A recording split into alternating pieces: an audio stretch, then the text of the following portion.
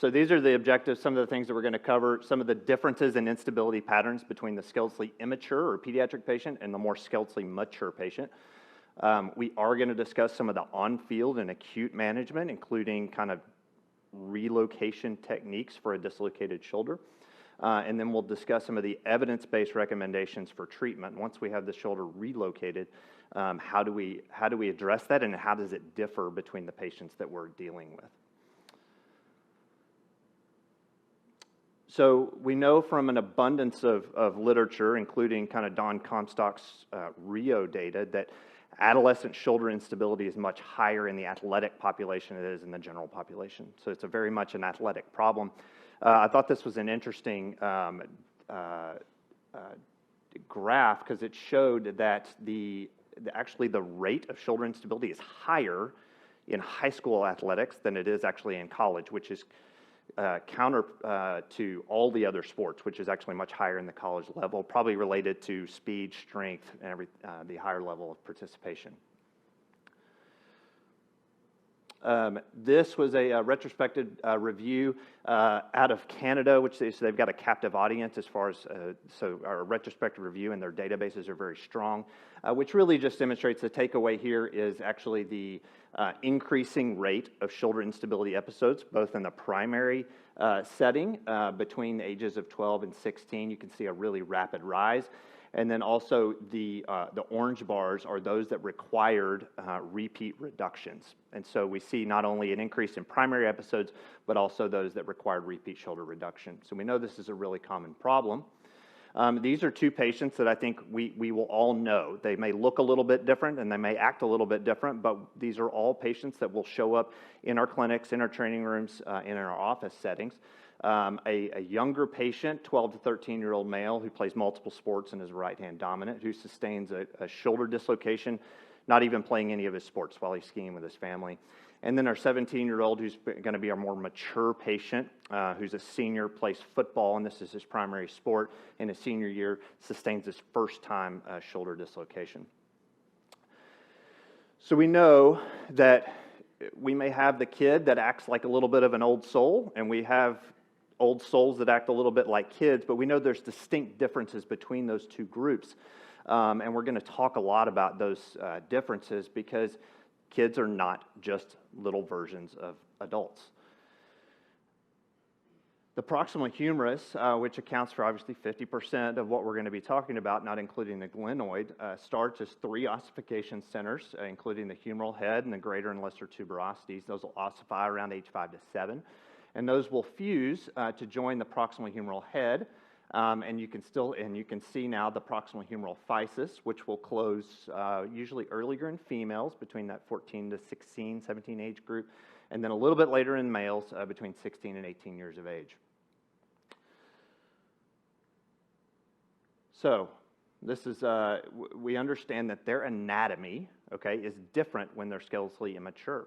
Okay, they have an increase in capsular elasticity. Their collagen is just looser. We're going to talk about that kind of on the next slide, but we know that kids are just stretchy when they're young, and as we get older, we're not as stretchy. We're a little bit tight. They actually have a more laterally based capsular insertion on the glenoid, okay, different from where it is, okay, and that's related to the development of the bones. But the actual laterally based capsular insertion actually makes the inferior kind of axillary recess, the capsule, actually makes it a little less voluminous, and so that it can actually stretch out but not be plastically deformed, okay, unlike it does when we get a little bit older. And we know that the capsule and labrum at this age group is much more tolerant and actually stronger than the physeal strength. Okay, so we know that the physis in really all injuries is probably the weak link in the chain until it closes.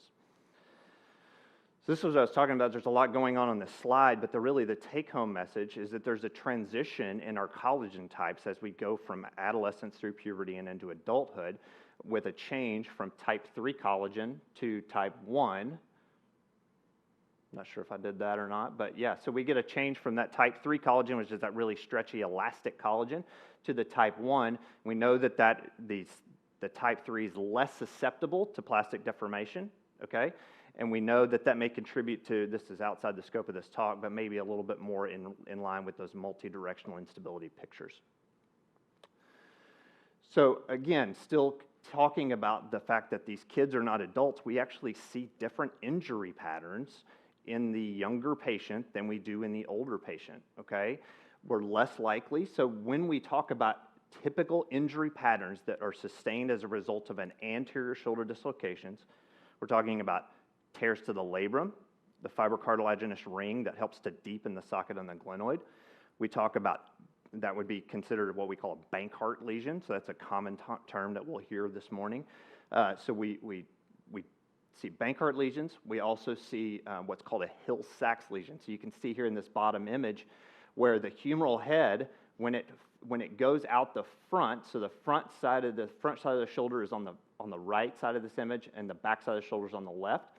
You can imagine as the ball dislocates anteriorly, we see two zones of injury. We see injury to the labrum and the anterior aspect and the capsular attachments here.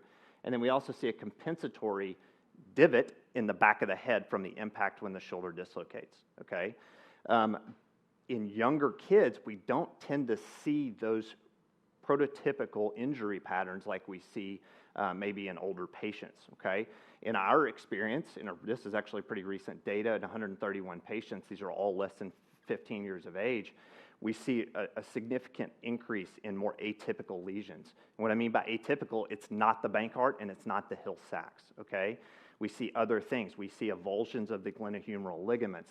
We see periosteal sleeve avulsions because their periosteum is much thicker, okay? And we see avulsions of that lesser tuberosity. So we see different things in these younger patients than we typically would see in a more mature shoulder. All right, so that's the background, that's the anatomy, that's what we're kind of looking at, that's what we're talking about this morning. Now we're going to talk about kind of the on-field or acute management. We've got a shoulder that's actually dislocated. How do we manage it? What do we do with it? How do we get it back in? Okay?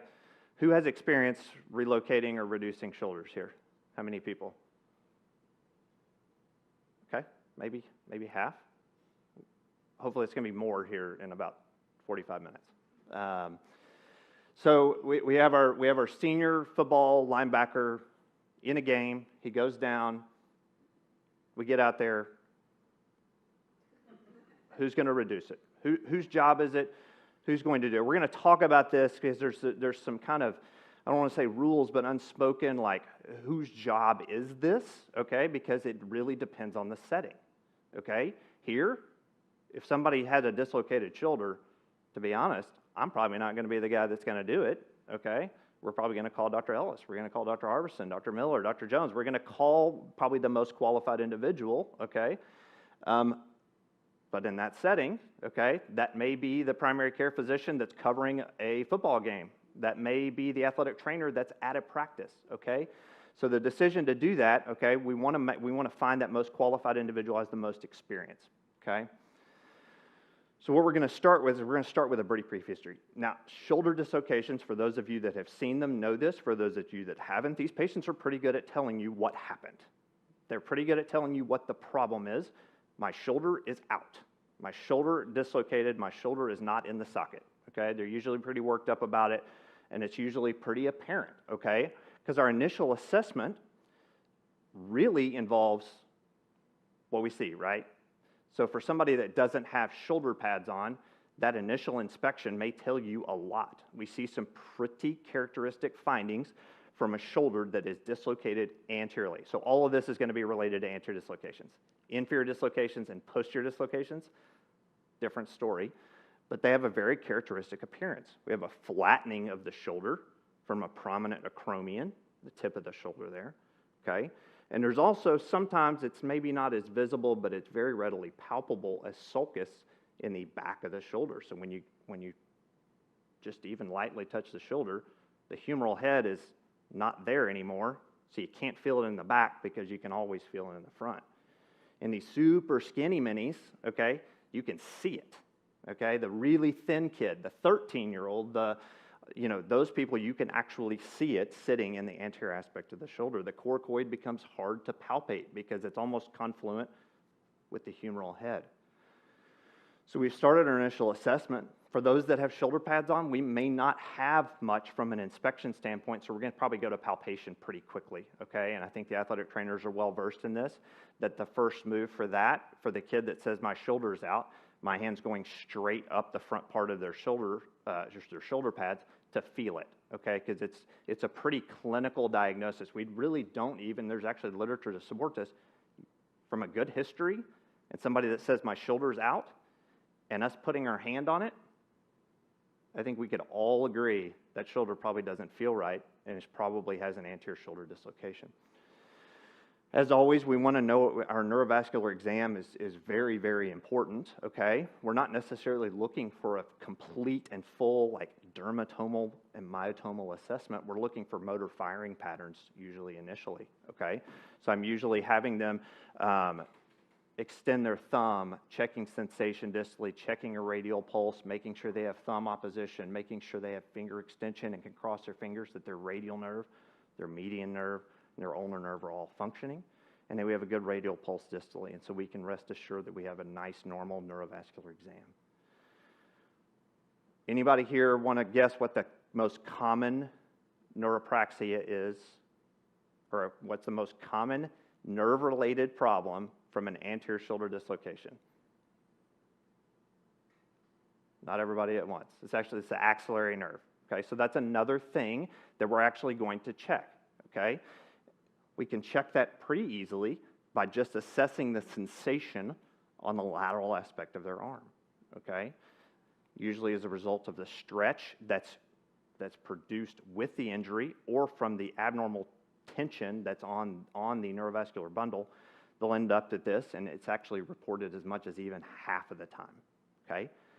Unlike radial, median, ulnar nerve neuropraxia, which may be probably more of a contraindication to reduction, axillary neuropraxia, not really, in my mind, a contraindication to putting their shoulder back in, okay? So these sports-specific considerations, it's really more related to shoulder pads, okay, and whether or not you take these shoulder pads off.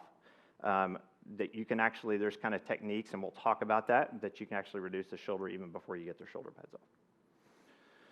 So what are our red flags? We talked about neurovascular injury, loss of pulse, radial nerve palsies, weakness of the extremity, okay? Humeral head or neck fractures, I think one of the easiest ways to kind of differentiate this is really looking for an inspection or obvious echomosis. So if we're seeing echomosis that's present in those first initial minutes after the injury, especially in a thin kid, that'd be a contraindication to reduction. Also, with gentle internal and external rotation of the arm, even with their arm currently dislocated, the head and the shaft of the humerus, they should move together without crepitus. So if we're noting crepitus when we start to do this, and especially considering the age of the patient, much more likely in some of these patients that they could have a proximal humerus fracture that's just displaced rather than an actual shoulder dislocation. And so if their shoulder's not out, we probably shouldn't try to put it back in. Okay, so just considering that there's a possibility they can have concomitant injuries. Clavicle fracture is also another thing. We want to make sure that we clear their clavicle and we clear their cervical spine because those things can happen together. So we've cleared this kid. He doesn't have any of these red flags. We're going to package him up and we're going to send him to the ER. Right? I ruined it because I went too fast. We're not going to do that. We're going to try to learn because we're going to try and keep him out of the emergency department, at least acutely, because actually what we'll figure out is that it may be actually easier, better for the patient, more cost-effective to do this early, okay? We've got this kid there. We can relieve the stress on the neurovascular structures, the axillary nerve, stretch that happens, all of these things. We can get it back in because what we'll see is actually over time, and that starts at the time of dislocation moving forward, there's increasing amounts of muscle spasms that are occurring, which are only making it harder for us, even more, the most experienced clinicians, and even in the emergency department, for somebody, an emergency room physician that does this all the time, it's getting harder and harder to get the shoulder in when it's been out for minutes and moving into hours. We want to minimize the defects or the pressure on the humeral head and the glenoid. We know that those two surfaces are covered in cartilage, which are being point loaded, and they're loaded in ways that they're not supposed to be loaded, which we know has long-term detrimental effects. Okay, so we want to get those two surfaces back opposed the way that they're supposed to be. And according to costhelper.com, we may save them $8,000. I just found that number. Okay, we know we save them some money. If we can save them a trip to the emergency room, we can save them a sedation or an injection, or God forbid, an open reduction, okay? We can save them a lot of money, okay? How much? Doesn't matter. We know we can do better if we can get this in quickly. So back to touch on who does it, okay? There was actually, in 2008, there was a joint consensus statement from the AAOS and AOSSM that really lacked a thorough consensus on whose job is this, who needs to be reducing this, other than we need a qualified individual who's educated on the problem and who knows what they're doing, okay? And it just deferred to the state and to the individual practice acts to figure it out, okay? So it really lacked a lot of consensus. The NATA has a position statement on joint dislocations, many joints, glenohumeral joint being one of them, which again is fairly broad and vague, that recommends individual athletic trainers specifically work with their team physicians to develop a plan of action, okay, because they are well-qualified individuals to be able to reduce these things with good clinical history and a little education, that they're very well qualified. And then the Texas Department of Licensing and Regulation, which manages and regulates athletic trainers in the state of Texas, says the same thing. We should work with our team physicians to determine the appropriate plan of care. So I'm going to have Katie, she's one of our therapists that's graciously agreed to let me not dislocate her shoulder, but to kind of talk to you about a few techniques. Because as I was getting this talk ready, when they said, hey, we want you to kind of educate people on how to put it back in, if you look at the literature, there's like 15 or 20 different individual techniques that have been written about even back, in the 1800s, and all have different names. So I'm going to have you can just come lay down, put your head right up here. And they all have different names. But when I started talking to people, I'm like, because when I reduce a shoulder, I don't actually do a technique. I just put it back in. And so I didn't know if that was just me, and maybe I was mistreating people. And I started talking to some of the colleagues. I'm like, well, what technique do you use? And they all kind of look at you like, well, I don't know. I just kind of put it back in. I don't use an individual technique, okay? And so I was like, well, gosh, how do I do that? So this is the kind of the purpose of this, to kind of give you a few tricks on how we actually do it, okay? So we're going to pretend like Katie's the football player on the ground, okay, on the field. And we're just kind of getting out to her, all right? And so we're going to provide that really quick, brief assessment.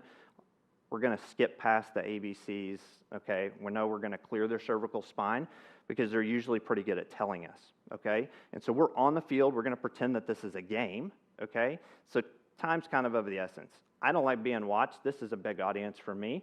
You get in front of a whole stadium full of people. We want this shoulder back in. We want it in a hurry, right? So I'm usually going to confirm that I can feel that humeral head out there. She's telling me, he's telling me, they are telling us that their shoulder is dislocated and it needs to be back in, okay? Once I've confirmed that, their clavicle's non-tender, their cervical spine's non-tender, I've assessed their neurovascular exam looking at all the function of their nerves in their hands, and then we decide, boy, I really kind of would love for this shoulder to be back in pretty quickly. And so we're trying to calm them down.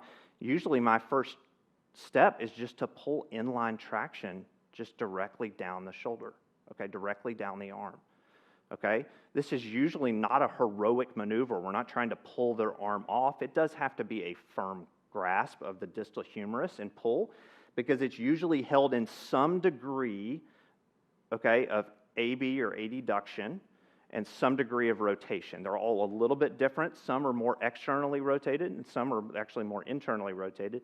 But effectively, we're going to try to give a little bit of inline traction. And what I'll actually do is actually somewhat flex it, bring it out to the side, and we're gently, internally and externally rotating as we forward elevate. I'm usually going to give that one try, okay? I'm going to try right there, and it's going to go, and she's going to say, oh, or it's not. If it doesn't go, I don't keep trying. I don't want all these people in the stands, including mom and dad and grandma and everybody else, worrying about it. So we're probably going to get off to a little bit better spot. We've tried once, now we need to get them off. So we're going to pretend that we were just on the ground, okay? So we're going to sit her up. I'm still pulling inline traction, okay? And I'm actually going to pull inline traction all the way to where we're headed, okay? Depending on the setting, this may be to the table on the sideline, it may be inside, okay? But I'm pulling inline traction, okay, while they are standing up, okay? Because what you'll find is that sometimes, even before you even get to the sideline, the shoulder will reduce even with gentle inline axial traction, okay? All right, so we got her over to the table, okay? And it's still not in, okay? We've tried once. What else can we do, okay? You can maybe try it again, especially if you're worried about the shoulder pads. But another technique, which does have a name, is called a Stimson maneuver. You don't have to know that, but it's a very good technique. Actually involves them laying on their stomach, okay? So one thing you can do, I wouldn't necessarily do it out on the field, but in the office, in the emergency department, in the training room, it's very reasonable to lay them on their belly. So you're going to have her lay on her stomach. We're going to switch shoulders. So now her other shoulder is dislocated. We're going to lay her way on the edge here. We're going to try and stabilize her shoulder blade. We're actually just going to weight her arm. A cuff weight, anything. You can pull on it. You can. But really what we're looking for is just fatigue, okay? So a weight on the wrist and time, okay? This is a great technique that the athletic trainer, the person that's like, I tried, I couldn't get it back in, I'm really nervous, I don't want to try again. This is a great technique because it's very safe, okay? And effective. It can go in like this, okay? That with time, that this may reduce the shoulder, okay, just in this position, okay? The athletic trainer that calls their team physician and says, I have a shoulder dislocation, this may be all, if you're not comfortable with it, this may be all you do. Maybe they're on their way, they're not there yet. Put them in this position, and maybe by the time they get there, you may be surprised to see the shoulder gets back in place. So there's just a couple of techniques, okay, that don't necessarily all have names, okay, but should at least provide you a good attempt. All right, thank you, Katie. A good attempt at getting the shoulder back in. All right. Is my time up? Oh, okay. All right, so we demonstrated that. So one thing I mentioned that I went and talked, I talked to the people that I trust, okay? I talked to, the people that are going to have to deal with this if we screw it up. I talked to our shoulder surgeons. I talked to our shoulder experts. So I asked Dr. Wilson, I said, how do you put your shoulder back in? I said, do you use a Hippocratic technique? I'm not sure what that is, but some kind of combination of counter traction and traction. We usually get it back in, but don't underestimate the value of the Stimson maneuver. It's very safe, it's very effective, okay? And especially for people that are new or just learning or aren't super comfortable, it's a really valuable technique. Dr. Ellis, obviously, who I trust tremendously, he has personal experience with this. He's had, hopefully, and will never come out again. He had a problem with chronic shoulder instability. He said, inline traction is your best friend. He had a unique perspective, because I actually mentioned to him, sometimes I'll straighten their elbow out and walk them off the field. We do inline traction. I'll do it with their elbow straight. And he said, don't do that. He said, it really hurts. When you straighten their elbow out, he goes, I can tell you from personal experience, it really hurts when you straighten my elbow out. So if you want to do it to them, that's fine, but don't do it to me. So just a consideration, okay, that they may have some spasm of their biceps that it may actually really be uncomfortable to straighten their elbow out. And I talked to Dr. Arvidsson. Dr. Arvidsson's, boy, he's new to our practice, but he's got a lot of experience, and he's a shoulder guy, okay? He's a shoulder guy. And he recommended, having a good foundational knowledge of your anatomy, okay, especially knowing what you're doing when you're providing internal and external rotation, that can, just the knowledge of how to move the pieces together, okay, can help set you up for success for reducing the shoulder. All right, so now we're back in, okay, we got our shoulder in, we've reduced, both the 13-year-old, the 17-year-old, whoever, insert the, fill in the blank. Now what do we do? What is our evidence-based recommendations? The parents are asking the athletic trainer, well, what do we do now? Or they've just come back from the physician and they're not sure, or they're in the primary care provider's office, the pediatrician's office, and they say, I had a shoulder dislocation, it's the first time. Do I need to go to a specialist? Does this need surgery? Okay, we're going to kind of give you a few recommendations based upon what we know from this, okay? Hopefully now you're understanding, based upon the literature we presented early and what we've talked about, is that these are not comparing apples to apples. These, while they carry the same ICD-10 code of a shoulder dislocation, they're different patients, they act different, they have different pathology, and may be treated differently. Management of acute first-time shoulder instability has been written by countless people, none of which agree, okay, on the appropriate management, whether that be everybody gets non-op treatment or everybody gets surgical treatment, okay? So there's no well-agreed upon first-time management.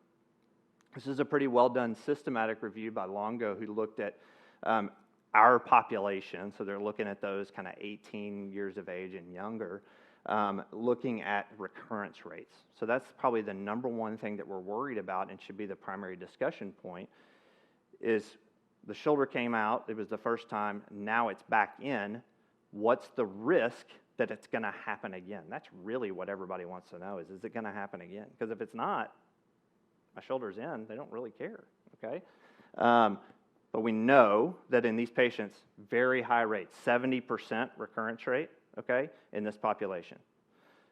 In those that had surgery, okay, for their glenohumeral instability, only about a 17%-ish recurrence rate after that, okay? So maybe we should treat more of these with surgery than with PT.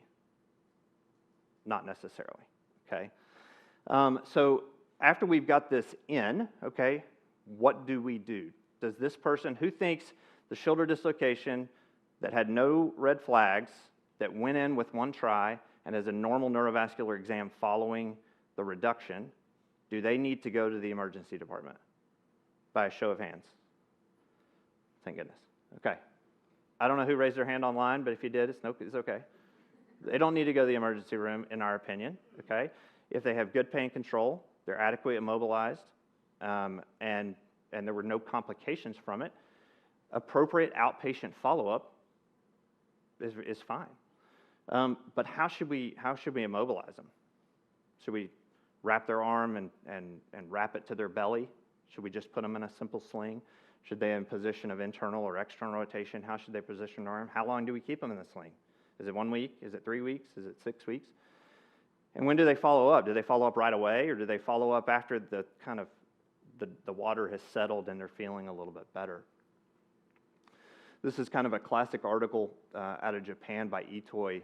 He did a randomized controlled trial. It was a multi-center study looking at the position of immobilization following dislocation.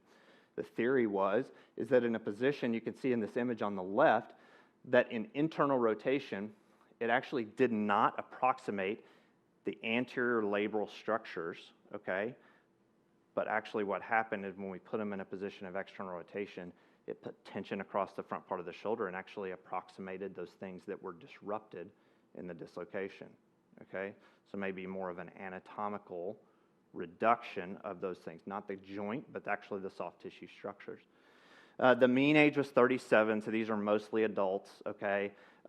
They immobilized them for 3 weeks, okay? I've got a picture of the sling that they used, and then they didn't return them to play for 3 months, that they did not do PT. And this is not a perfect study, but I think it's a classic article, and it's one worth mentioning, because it's still maybe an appropriate treatment, okay, in certain cases. Because actually what Itoi demonstrated, and this is an example of that external rotation brace that he had these people in. They were supposed to wear it full time. Questionable compliance in both groups that did this, okay, which I think is an issue that we can all relate to, okay? I don't know about you, but none of my patients listen to everything we say, okay? But what he actually showed is that for those less than 20 years old, for those that were positioned in external rotation, only 40% experienced recurrence, okay? So maybe that's our high-risk population that we're talking about, and they didn't come out. For those that were older, actually only 1 in 4, 25%, had a recurrence. Okay, so unfortunately, since that time, nobody else has really been able to prove or reproduce the same data that he was able to demonstrate. Okay, that there's these 2 other articles which show even maybe as high. There's an equivalent recurrent dislocation rate by Feinstein, and then actually an increased rate of dislocations by this 2010 article. So what's the right answer? Well, who knows? Both of them are probably reasonable to try. There's pros and cons to both. External immobilization, yeah, I think we can all agree, based upon what we know about anatomy, that this probably better approximates the anterior structures that might be stretched out. This is not a super productive way. We know from Rookie of the Year that this is not like something everybody really loves, okay? This position, though, is not necessarily the most practical, okay? And so there's a question of compliance, and that's also super expensive. That brace that we use to put them in this position, we don't do it like Dr. Itoy did. We have a special kind of padded brace, but it's expensive. Much more expensive than just a simple sling, or even sometimes a sling and swath like an A-strap. So for internal rotation, it's great. It's cheap. We think they're probably a little bit more compliant with it, but maybe it's not as anatomic as far as relocation to those injured structures. So a lot of controversy, okay? Do both of these patients, do they both get operative treatment? Do they both get non-operative treatment? I've got an algorithmic approach to kind of start the discussion, okay, when you see these patients or are talking to them. So we know the immature shoulder, the range of recurrent instability, it may be 0%, it may be 100%, okay? We know that the younger they are, okay, especially between that 14 and 18 age range, okay, maybe even as much as 25, but between that age range, it's a very, very high recurrence rate, okay? But when they get to be much younger, we know that they act different. So Cordici in 2009 showed us that there were more of these atypical lesions that we talked about, as opposed to the typical Bankart and Hill-Sachs lesions, and had a 20% recurrence, so 1 in 5, okay? And then Lambert in 2002 in this multi-center trial actually took all these patients that we think are less, maybe, or more likely to respond to non-operative treatment, actually had a 0% recurrence rate. Small numbers, but nothing to sneeze at. So what do we think that these age, in the British Journal of Sports Medicine a couple of years back, in this high-risk age group, that they were 24 times more likely to experience a recurrent dislocation event. So that's one of the first things that we'll want to know, okay? When the patient asks you, is this going to happen again? Do I need surgery? How does this need to be managed? Is how old are you? What are you going back to, okay? So for these, there are 4 elements that may make us more likely to proceed or to consider surgical management. We know that their age or their gender plays a role in this, okay? Male patients that are going back to the sport of football may be higher risk, and females, depending on where they are in their maturation, okay, and their collagen type, may or may not need an operative or non-operative approach. We know that their age has a significant impact on that those between 14 and 25 are the highest risk population. We know that those are returning to active lifestyles, and especially contact or collision sports like basketball and football are a much higher risk category. And we know those that have any degree of bone loss, and what we're talking about with bone loss is those typical lesions, okay? The bone loss of the glenoid or bone loss of the humerus, that with increasing amounts of bone loss, there's a correlative amount of recurrence rate, okay? So what are the consequences? This patient or this family member or this patient of yours that says, well, they told me I don't need surgery. Should I have surgery? What are the consequences of that? We know that their bone anatomy is at risk if we treat this without surgery, okay? Their bone anatomy is at risk if they have a recurrence, increasing amounts of glenoid bone loss, increasing rates of humeral head defects, okay? We know that that continues to compromise the soft tissues. We talked about the transition that happens in collagen type from 3 to 1. It continues to put that at risk for plastic deformation. There's a really good randomized controlled trial in 2008 that showed that those that do recur have an increased rate of arthritis. This was a matched cohort between operative and non-operative patients.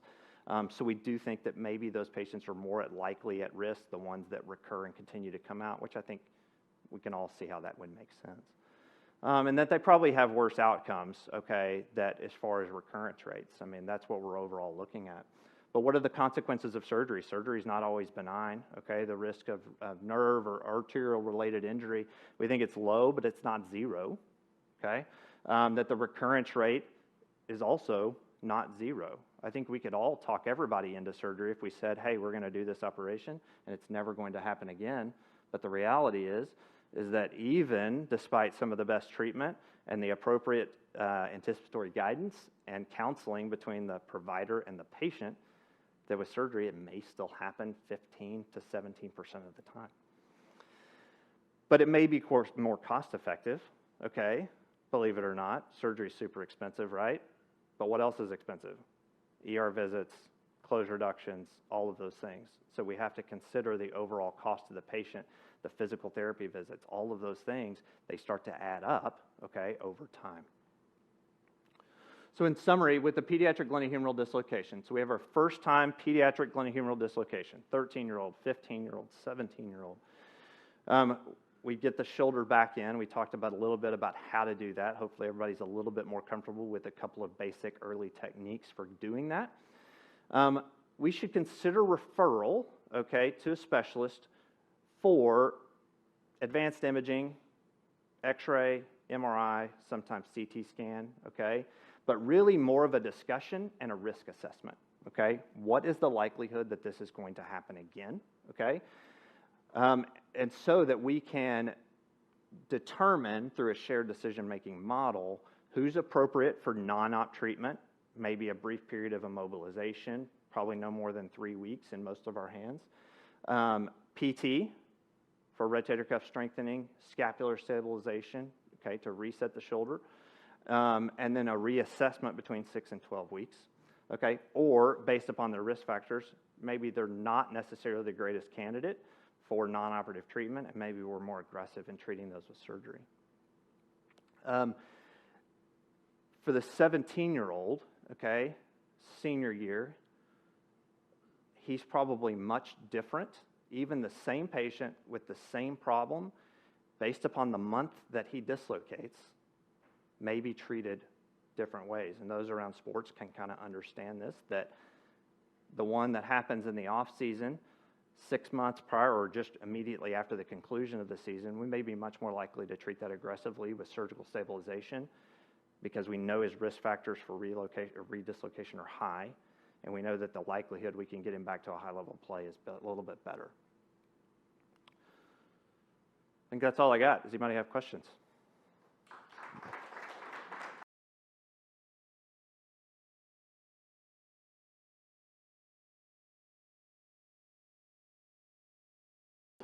So it's a great question because that's really probably what we want to know, okay? We talk about the red flags. I think anybody that's got crepitus when you passively internally and externally rotate, especially that younger patient who's proximal humeral physis, so the athletic trainer that's covering middle school, okay? This should be on your radar versus the athletic trainer that's covering in the college setting. They don't have open growth plates there, okay? So crepitus with internal and external rotation, I would say that's a big one, okay? Because we don't want to try and reduce a proximal humerus fracture without advanced imaging. So that'd be one. A clavicle fracture, okay, you know, one that somebody that has a clavicle fracture in addition to concern for a shoulder dislocation, I would say that's a contraindication. And loosely what I would say is that actually the recommendations for distal neuropraxia is that a one-time attempt at a reduction, even with paresthesias, may be warranted to see if it resolves. Okay, so it's, I would say, relative contraindication, not direct contraindication. Gotcha. Okay, another question. Can you give us a quick description of volitional instability and maybe some tips on how to identify it? Of what? Volitional instability? Oh. Yeah, so I think that many times comes out of history, I think for those that don't know, kind of the term volitional instability, we do have a subset of patients that actually maybe have the ability to dislocate their shoulder. Maybe they had it acutely, they develop traumatic instability, but then are able to kind of continue to dislocate their shoulder. Or maybe they're so unstable or so stretchy that they can actually do it. So I think that many times the volitional dislocator, the thing that makes us tipped off that they may be doing it volitionally is teasing that out in the story, okay? That the traumatic dislocation is pretty obvious. Those people are generally very painful, especially the first time it happens. The volitional dislocator, they're usually pretty calm. They usually will tell you, my shoulder's out, and if you sit with them long enough, they'll eventually tell you they put it out. So I think in the story, in the history. Yeah.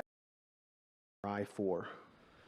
It's a great question. Actually, I think I don't have gray hair yet, but I think I do have enough experience to know that, I mean, I've seen a change in my practice, even from just starting, that not everybody did get advanced imaging. They may not have gotten an MRI right away. In my hands and in my opinion, right or wrong, I think most everybody's getting advanced imaging early. I think it helps us to make informed decisions. I think it's very difficult to make an accurate risk assessment to assess recurrence rates without, we can get x-rays, and x-rays can tell us some of the story, but they may not tell us all of the story. And a young patient with one of those atypical lesions that may only be evident on MRI will drastically change their outlook and our treatment algorithm over the next 4 to 6 months. So I think even in a rural community, if you're not sure, I think a referral, okay, to help make that decision, okay, is even better than maybe not assessing their entire risk. Is there an optimal timing with that? It's a good question. I think acutely in that first 2 days, we talk about this maybe a little bit outside the scope of this, but we talk about, does the shoulder need contrast to be able to see a labral tear? In these very, very acute ones, there may be evidence that with some blood in the joint from an acute event, you might be able to see that stuff without contrast there. But if it's been outside of that time window, which many times they are given the referral process and how long it's been, I think, no, there's not necessarily a time. I think you can see these changes at 2 to 3 days, and you'll still see them at 6 weeks. So.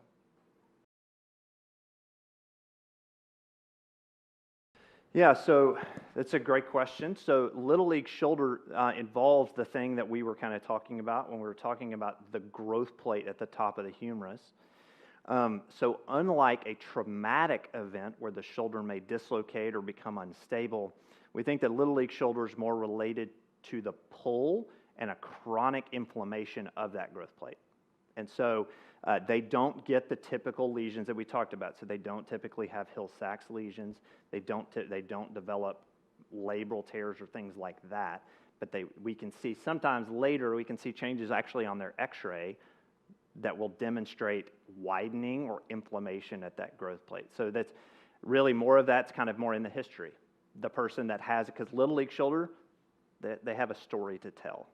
Their shoulder didn't just start hurting. They may have had an acute event, but if you really tease it out, they've had issues for a few days or a few weeks, sometimes even a few months. So. In the Hill-Sachs, is that actually a lesion? That's a fracture. It's actually not a fracture. It's an indentation. So it's a softer part of the bone, and so when it comes out and hits this edge of the socket, it actually So it's at the head. It's on the back of the humeral head. Yeah. I've got a few questions for you, Ben. I'd also like to echo Go easy on me. Jared's comments. I thought that was a phenomenal talk, and really enjoyed listening to it. And I feel like you learn a lot and you hear a lot of things from your own experiences. And I would tell you that number one, I would just reemphasize. I realize that we live in a world in which we need to be sure we have a comfort level to do something, and that you are allowed, in quotes, to do things. And I would tell you, from my own experience, I really appreciate some of your emphasis on if you have the ability, the training, and the comfort level, and you know, a collaborative effort with your team physician or any physician. I think an attempt at an early reduction would be, you know, is not an unrealistic expectation. I can tell you from my own experiences, you doubt it. First time my shoulder came out, I was out for 7 hours, and I remember every minute of those 7 hours, and it's because I was with a PT and athletic trainer who did not feel comfortable to reduce it. And so that was you know, certainly I wish, or, you know, everything's fine now, but I think it is a really great point. I'm going to touch on a few more things. You You have talked to about surround yourself with some better athletic trainers and physical therapists. I have now. You have now. That was in the past. Thank goodness. I've upgraded. A couple concepts. We talked a little bit about the early immobilization and the controversy between internal and external rotation and the length of time. You know, just to review, what is your protocol for you when you have a first-time shoulder dislocator? What are you doing? What are you recommending when they come to clinic? What's your, like, 2 sentences of what you do with them? I have not adopted the external rotation immobilization. I don't think it's well tolerated. People don't like it. They hit doorways and they walk through them. I think a position of comfort, I think internal rotation is a very reasonable thing, and I think it does allow for them to be comfortable faster. So my traditional kind of approach is a brief period of immobilization. If we, after risk assessment, and we say... What's brief? So I'll get there. So after risk assessment, and we say that we're going to try a non-operative approach based on advanced imaging or whatever, brief period of immobilization, 2 weeks, no more than 3. I usually start them with pendulums, range of motion recovery, reassess an allowed range of motion between that 3 and 6 week mark. And then at 6 weeks, we're usually assessing them because I'm hoping they have full range of motion around that time, transitioning to strength and a consideration of return to play depending on what their sport is between 8 and 12 weeks. So another great concept that, you know, maybe as an athletic trainer or primary care physician, you know, you send a senior football player in maybe September who has a shoulder dislocation in season, and they say, you know, my shoulder feels fine. Can I finish the season? What do you think? Is it doable, possible? Do you put the shoulder at more risk? Yeah, I think this is the risk assessment and discussion, and I briefly mentioned that the same patient with the same problem, depending on the timing, may have different outcomes, and they may have a different decision. That the kid that comes in here right now, so, you know, 2-a-days just started, we got scrimmages this week and first games next week, the shoulder dislocation that happens now, if I tell them that we can get you back, just give me 8 weeks, they're going to laugh, they're going to write a bad review for Dr. Ellis, and they're going to go get another opinion. That, yes, assessment, and when they have full, and I think this is, you know, Dr. Tokish has a publication on this about that, you know, an appropriate discussion about risk assessment when they have full pain-free range of motion, that anticipatory guidance for the family that their risk of dislocation is high, and that would be dependent upon probably position even, discussion about that, what position do they play, another discussion about bracing, do they or do they not brace. So you could potentially put your shoulder at risk. You only get one senior year. I think it's a risk versus benefits discussion with the family, because you may have 2 patients, both 17-year-old, both senior, both in the same season, and one family may decide one thing and one may decide the other. And I don't know that there's necessarily a right or a wrong answer, because it's really based upon what they value and what their primary focus is. Because in this day and age, NIL, money on the line, scholarships, all of these things, senior year is kind of important, and they may decide that the risk of a redislocation, but allowed continued participation for that scholarship or that money or that potential to play at the next level is worth that risk. Yeah, so to go back to your reduction maneuvers, and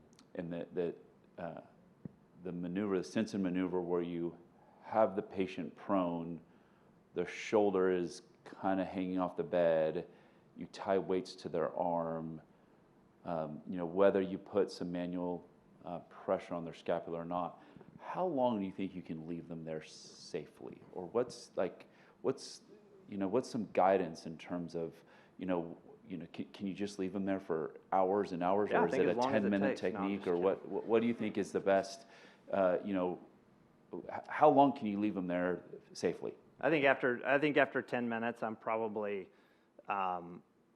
depending on the scenario, is somebody coming that may be more qualified or maybe more comfortable to reduce it.